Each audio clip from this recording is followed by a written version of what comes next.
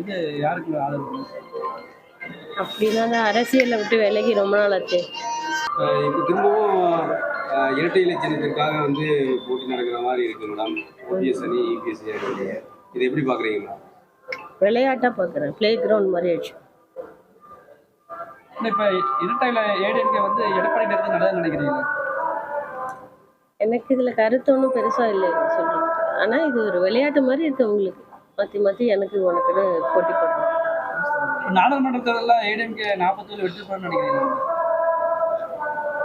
நான் ஏதாவது சொன்னால் அப்புறம் சிரிக்கக்கூடாது. சொல்லுங்க. கனவுல தான் நடக்கும். இப்போ ஏடிஎம்கே வந்து பிஜேபி இணையம்னு சொல்லி அமித்ஷா சொல்லியிருக்காரு. அதுக்கான வாய்ப்பே இல்லைன்னு சொல்லி எடப்பாடி சொல்லியிருக்காரு. அவங்களோட சேர்ந்தா நல்லதுன்னு நினைக்கிறீங்களா, இல்லை தனியாக இருந்தால் நல்லதுன்னு நினைக்கிறீங்களா? கட்சி அவங்க நடத்துகிற போது கட்சியோட சீஃப் அவர் இருக்கார், பொதுச் செயலாளர், அவர் தானே முடிவு செய்யறதெல்லாம். தொடர்ந்து வந்து எல்லா பேரும் தனித்தனி பிரிவாக வந்து ஒரு கட்சியில் ஒவ்வொரு பிரிவுகளாக இருக்கிற மாதிரி தனித்தனி பிரிவுகளாக வந்து டிடிவி தினகரன் ஒரு பக்கம், இவர் ஓபிஎஸ் ஒரு பக்கம், எடப்பாடி ஒரு பக்கம், திருப்பி இப்போ ஜெயக்குமார் ஒரு பக்கம், சிவி சண்முகம் சொல்லி கட்சி இப்படி தொடர்ந்து வந்து அழிவு நோக்கி தான் சென்று கொண்டு இருக்குது. தொடர்ந்து இப்போ எம்பி எலெக்ஷன்லேயும் வந்து ஏதாவது வாய்ப்பு இருக்கா, எல்லா பேரும் ஒன்று சேர்ந்து செயல்பட்டால் மட்டும்தான் வெற்றி அடைங்கிறாங்க எல்லா பேரும், தொண்டர்கள் அனைவருமே. அந்த கருத்து என்னது? இல்லை, அது எல்லாரும் பிரிஞ்சு போகும்போது அதோட ஸ்ட்ரென்த் கம்மி ஆகும் தான். இப்போ ஒன்று சேர்ந்தா நல்லா இருக்குமா, நல்லா இருக்காதா? கருத்து இல்லை, எனக்கு ஒன்றும் இல்லை, கருத்து தெரியல.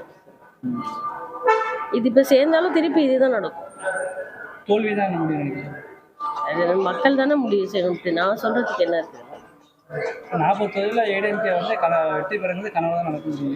இந்த முறை சொல்றேன், இப்படி இருக்கிறதுனால சொல்றேன், சுச்சுவேஷன் இப்படி இருக்கிறதுனாலையும் இப்போ அவங்களுக்குள்ள பிரிவினை எல்லாம் நிறைய ஏற்பட்டிருக்கிறதுனால அதனால ஸ்ட்ரென்த் அவங்களுக்கு கம்மியாயிட்டே தானே இருக்கும். திமுக செயல்பாடு எப்படி நினைக்கிறீங்க இந்த 2 ஆண்டு காலங்களில்? இந்த புயல்னால இப்போ ரீசெண்டாக நடந்ததுல நிறைய பாதிப்பு இருக்கு. இன்னும் கொஞ்சம் நல்லா செய்திருக்கலாம். நேற்று இந்த ஆளுநர் வந்து ஆளுநர் பிரச்சனையை கேள்விப்பட்டிருப்பீங்க, அதில் உங்களுக்கு கருத்து எது?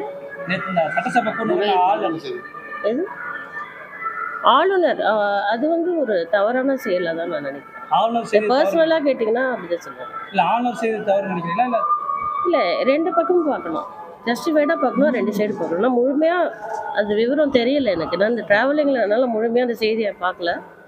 பட் நான் ஃப்ரம் வாட் ஐ அண்டர்ஸ்டுட் அவர் சைடில் அவர் என்ன செய்தார்ன்றது சரியாக தெரியல. ரெண்டு சைடும் கொடுத்த ஒரே வந்து அவர் படிக்கல, அது தவறு தானே அப்படின்ட்டு தான் அவங்க சொல்கிறாங்க. ஸோ அது I think they are what they're saying is right. தொடர்ச்சியாக ஆளுநர் பட் தொடர்ச்சியாக இது வந்து ரெண்டு சைடும் ஜஸ்டிஃபைடாக பார்க்கணும். ஆளுநருக்குரிய மரியாதை கொடுக்க வேண்டியதும் நம்ம கடமை, நம்ம பொறுப்பு, அதுலேயும் நம்ம தவறக்கூடாது.